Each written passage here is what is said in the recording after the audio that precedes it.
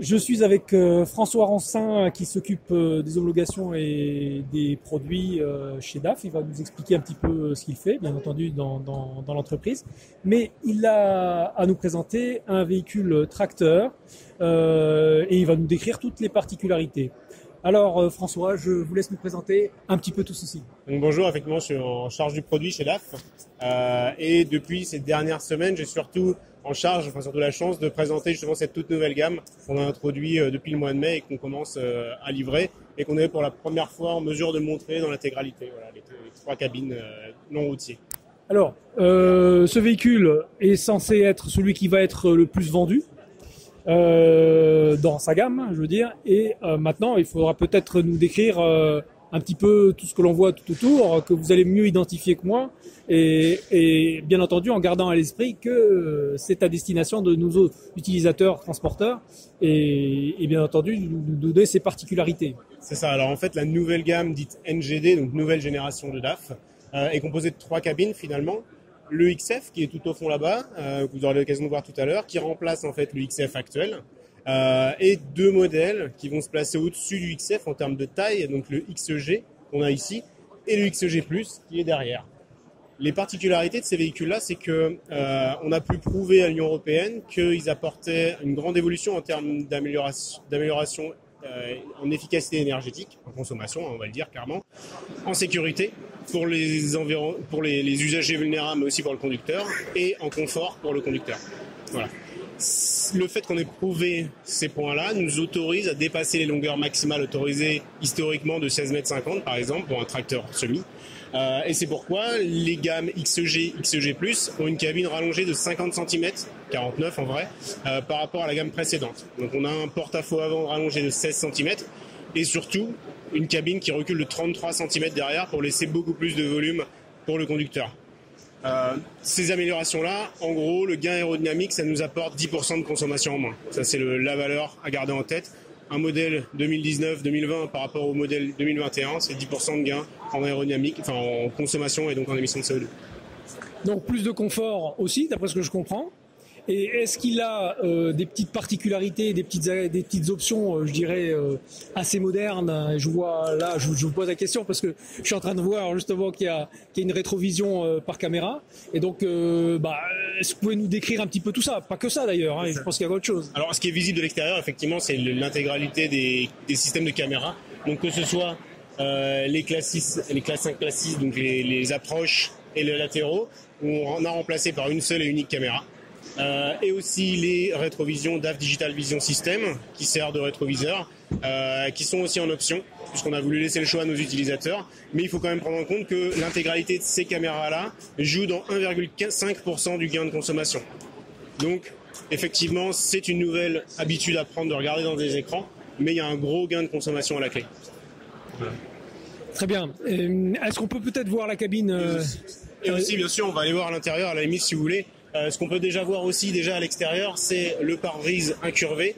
Donc c'est-à-dire qu'on a reculé les piliers de pare-brise, les montants de pare-brise pour augmenter la vision directe, et aussi la ligne de pare-brise qui est beaucoup plus basse que dans les générations précédentes pour justement avoir une vision directe optimisée.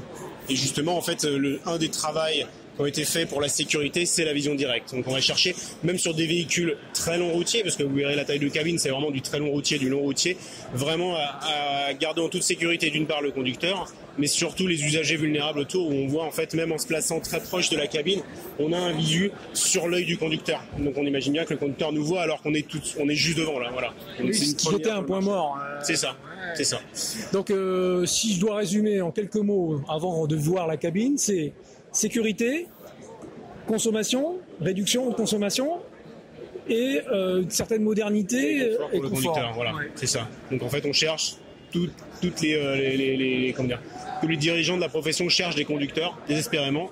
Et là, c'est un outil justement pour leur mettre dans les mains, à faire venir des conducteurs, parce qu'on voit qu'à l'intérieur, on a un espace énorme Pour la grosse cabine, c'est 12,5 mètres cubes à l'intérieur. Donc vous imaginez un ballon vraiment très très grand qu'on peut faire rentrer dedans. Et un certain nombre d'équipements de confort, donc une couchette de 80 cm de large, 2,20 m de long, réglable électriquement pour lever les jambes, le dossier pour lire, etc. Les sièges pivotants à l'intérieur. Donc vraiment sur un très haut de gamme, des cabines très haut de gamme pour le meilleur des conforts. Écoutez, ce que je propose, c'est qu'on aille à l'intérieur de cette cabine pour voir un petit peu tout ça. Allez.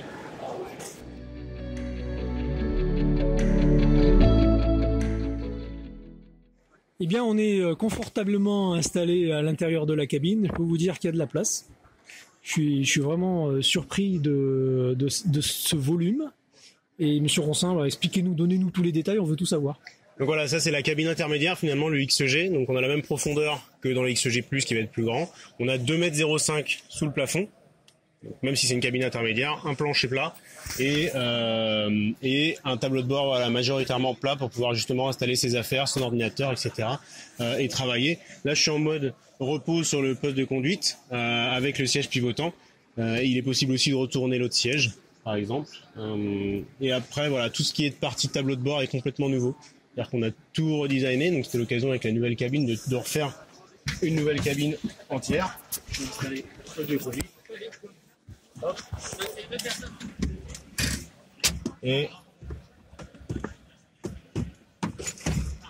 on s'installe au poste de conduite et on a un écran digital ici 12 pouces complètement personnalisable, c'est-à-dire qu'on va pouvoir choisir la quantité d'informations qu'on souhaite afficher et surtout quelles informations on souhaite afficher.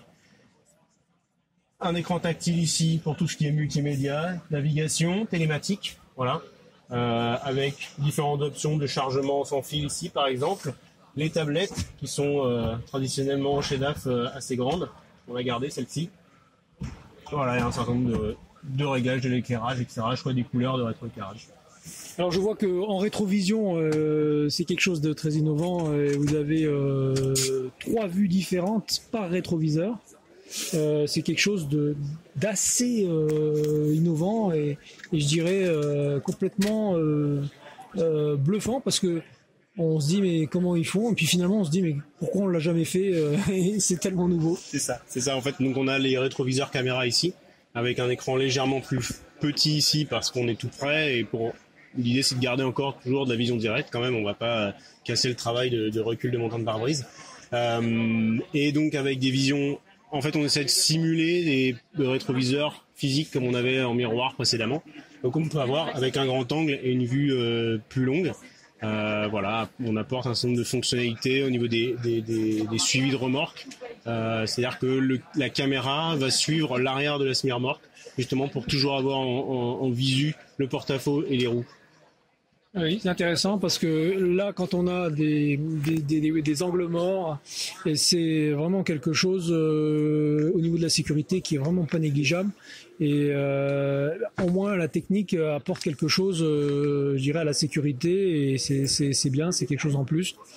Et je vois que la cabine, alors la couchette, juste complète. Les angles morts, justement, ce véhicule-là, même toute la gamme, on a en option, on a un petit appareil rond en dessous des rétroviseurs.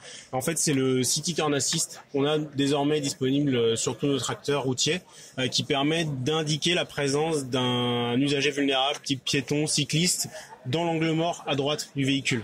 Donc en fait, dès qu'il y a quelqu'un, ça va s'allumer en fonction de la distance, en différentes couleurs, et dès qu'on met le clignotant à droite, ça va sonner s'il y a quelqu'un.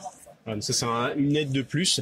On a aussi, pour tout ce qui est vision directe, toujours la possibilité de mettre des vitres en bas des portières. Donc ça, sur les grands routiers, on a aussi les rares à proposer ce genre d'options pour toujours avoir un œil justement sur les passagers. Parce qu'en fait, par exemple, le XF, qui est une cabine un peu plus petite, est la seule cabine grand routière à être autorisée à avoir 2 étoiles dans le DVS, donc pour l'accès à Londres, par exemple. Donc juste pour illustrer, c'est autre chose qu'un discours marketing, c'est une notation où on a la seule grosse cabine à avoir 2 étoiles pour le DVS, par exemple, grâce à la vision directe apportée par cette cabine. Je vois effectivement parce qu'il y a non seulement du confort à l'intérieur, mais en plus de ça, il y a beaucoup de confort, d'aide à la conduite en quelque sorte. Ça permet de conduire avec beaucoup de petites choses qui font que finalement on a des petits plus en confort parce que je dirais on n'a pas soit à tourner la tête dans tous les sens pour essayer de se pencher, d'avoir le bon angle, etc. Les caméras avec leurs angles donnent en rétrovision des vues bluffantes.